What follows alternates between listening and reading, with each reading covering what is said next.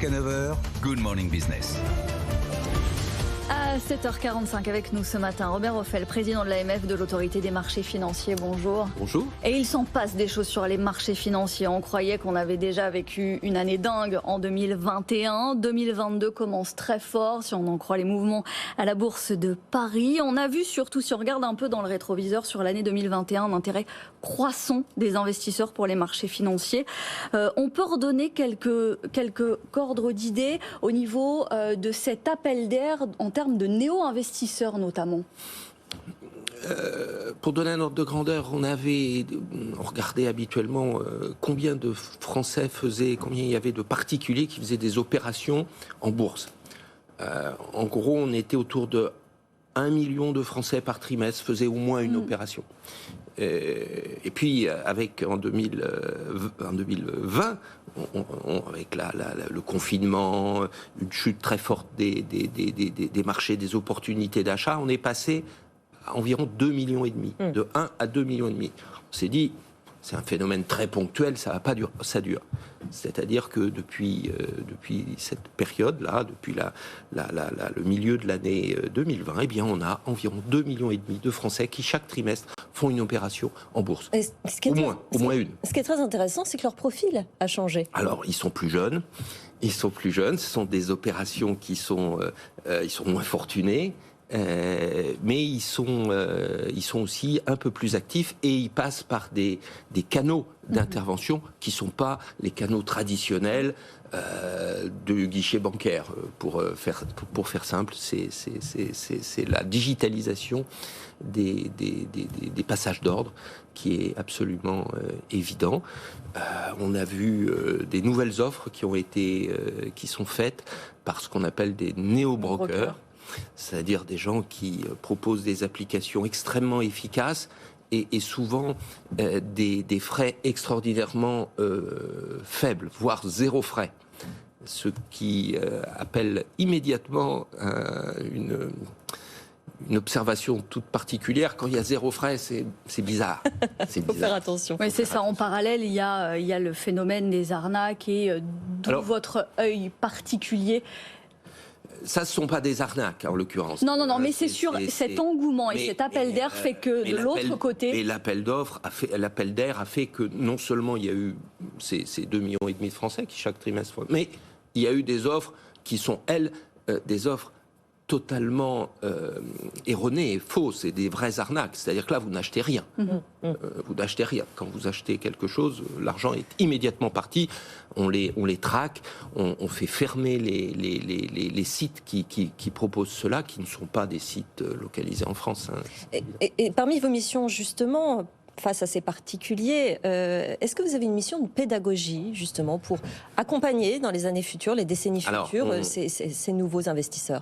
C'est un de nos axes, mais on voit bien que c'est un axe de moyen terme. C'est pas des choses... Nous avons une action dans ces domaines-là qui est coordonnée avec celle de la Banque de France.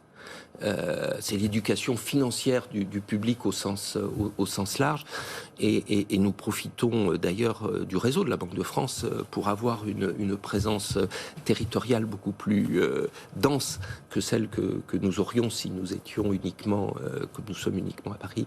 Mais tous les directeurs régionaux de la Banque de France sont les correspondants de l'AMF sur place et l'éducation passe beaucoup également par l'éducation nationale. La bourse a attiré un nombre croissant d'investisseurs, a attiré aussi davantage d'entreprises françaises. Ouais. Elles retournent en bourse qu'on n'avait pas vu. On retrouve des niveaux assez conséquents. Il y a, ça y est, ce phénomène d'attractivité à nouveau. C'est vrai que l'an passé, si je regarde les marchés régulés que sont Euronext et Euronext Gross, le marché des PME de croissance, on a eu 45 introductions. 45 introductions, c'est un chiffre sans précédent. Et qui fait que pour la première fois, le nombre de ces sociétés cotées ne diminue plus et augmente légèrement. Parce qu'évidemment, il y a des gens qui sortent, soit par des fusions, soit par l'autre. Alors, d'un autre côté, c'est un peu normal que dans des périodes où les cours montent, l'attractivité fait qu'il y a une demande de titres et donc il y a des entreprises qui envisageaient d'aller en bourse, ils le concrétisent. 45 l'an passé, c'est très significatif. C'est pas spécifique à la France. Non, c'est un phénomène général. Et plus que la bourse, c'est aussi financer l'économie. Et financer l'économie, nous avons l'an dernier, à travers ces 45 introductions, 4 milliards d'euros qui ont été récoltés. Et les entreprises déjà cotées ont également émises pour 6 milliards. J'ai dit 4 millions, 4 milliards. 4 milliards, 6 milliards de fonds ont été levés, soit 10 milliards au total à travers ces bourses. C'est macroéconomiquement, ça devient significatif, c'est très important. Vous dites qu'il faut financer l'économie, accompagner ces transitions aussi, et notamment la finance durable, qui va être évidemment peut-être le plus gros défi des prochaines années. C'est le plus gros défi pour tout le monde. C'est le plus gros défi pour tout le monde parce que c'est un changement très significatif et c'est très compliqué. Et c'est très compliqué et ça concerne tout le monde. Ça concerne les entreprises qui doivent donner des informations et avoir une stratégie dans ces domaines-là. Ça concerne les établissements, les intermédiaires financiers qui doivent intégrer ça dans leur cadre de sélection de gestion et qui doivent donner des informations. Et ça concerne également les produits financiers eux-mêmes qui doivent être très clairs sur la manière dont ils abordent cela. Et in fine, il faut que les épargnants, les investisseurs comprennent bien de quoi ils retournent. Fiabiliser tout ce process, c'est un enjeu considérable pour les 2 années qui viennent. Les 2 années qui viennent. Ça veut dire qu'il y a encore beaucoup de choses à faire. On vous réinvitera, Robert Ophel, parce que c'est passionnant ce sujet, ces défis de l'autorité des marchés financiers. Merci d'être venu ce matin. Merci à vous. Dans Good Morning Business.